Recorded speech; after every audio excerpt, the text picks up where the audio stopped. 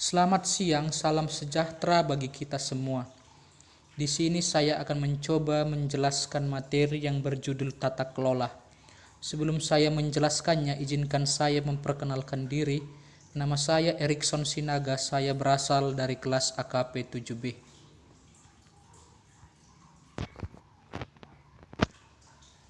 Pokok pembahasan yang akan kita bahas terdiri dari 4. Yang pertama, pengertian tata kelola. Yang kedua, unsur-unsur kunci dalam struktur tata kelola. Yang ketiga, gambaran umum tentang tata kelola. Yang keempat, komponen inti dari governance oversight. Apa itu tata kelola?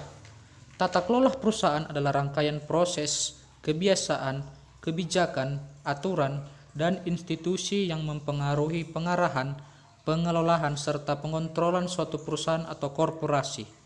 Tata kelola perusahaan juga mencakup hubungan antara para pemangku kepentingan yang terlibat serta tujuan pengelolaan perusahaan.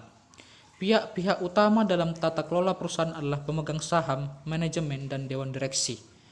Pemangku kepentingan lainnya termasuk karyawan, pemasok, pelanggan, bank, dan kreditur lain, regulator, lingkungan, serta masyarakat yang luas.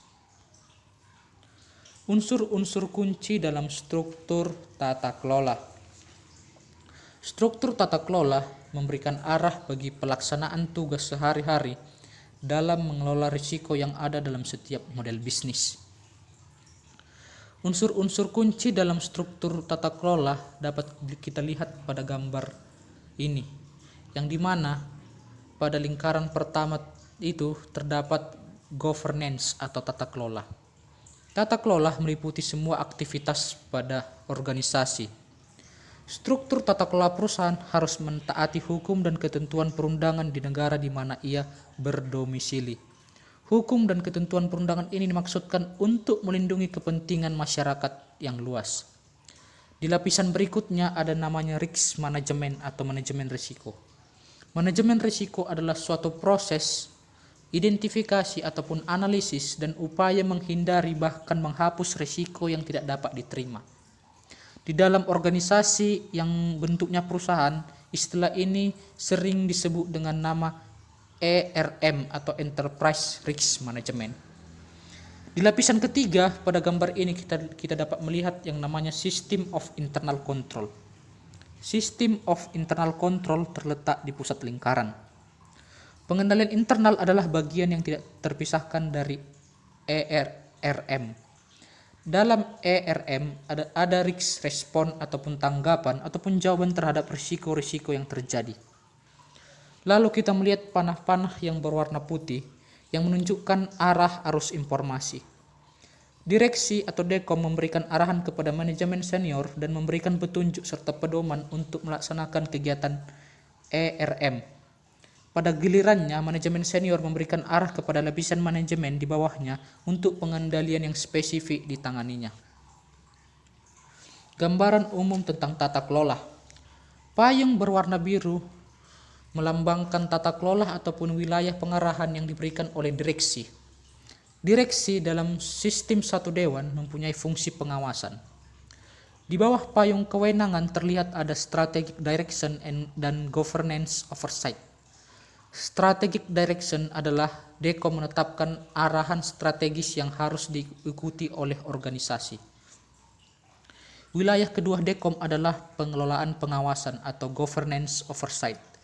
Dalam tata kelola perseroan terbatas, hal ini dilakukan oleh Dekom melalui audit internal dan komite-komitenya. Komponen inti dari governance oversight. Governance atau tata kelola pada akhirnya adalah tanggung jawab Dewan Komisaris. Tanggung jawab Dekom yang pertama ialah menentukan siapa saja pemangku kepentingan atau stakeholder-nya. Stakeholder adalah beberapa kelompok secara langsung ataupun tidak langsung tertarik dengan suatu aktivitas organisasi dan hasilnya.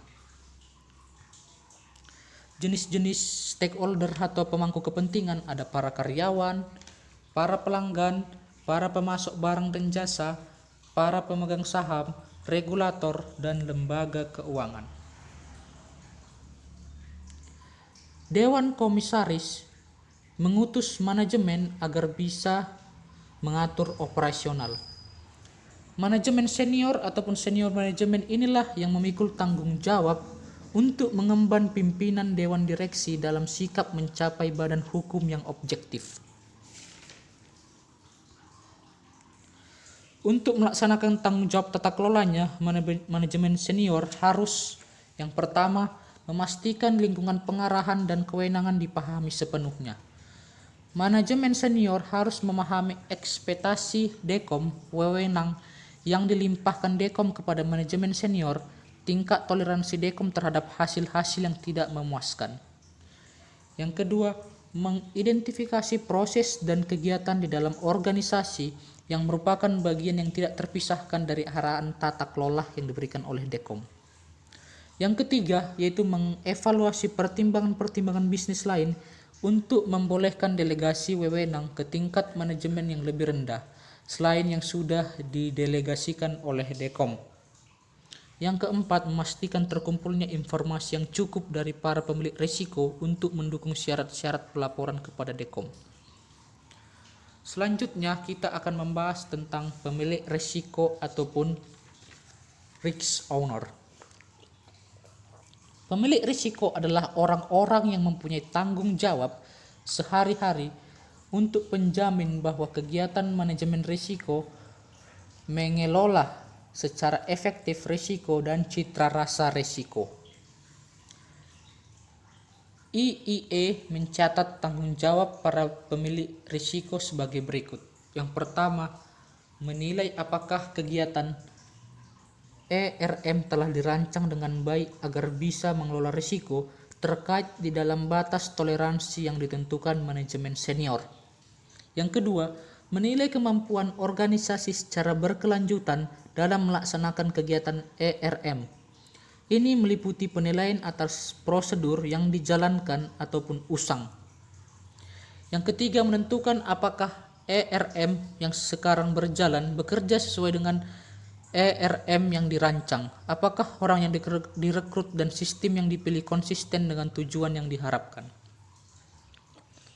Yang keempat, melaksanakan kegiatan pemantauan sehari-hari untuk meyakinkan apakah anomali hal-hal aneh dan penyimpangan dari ekspresi diketahui secara tepat waktu. Yang kelima, memastikan bahwa informasi yang dibutuhkan manajemen senior dan dekom sudah akurat, siap tersedia, dan disampaikan kepada manajemen senior secara tepat waktu. Selanjutnya kita akan membahas kegiatan insurance. Kegiatan insurance ini dapat dilakukan secara internal maupun eksternal. Secara internalnya yaitu dilakukan oleh auditor internal dan komite audit. Sedangkan secara eksternal dilakukan oleh KAP atau kantor angkutan publik dan auditor eksternal. Kelompok internal lah yang paling lazim memberikan jasa asuransi adalah para auditor internal di dalam kelompok SPI.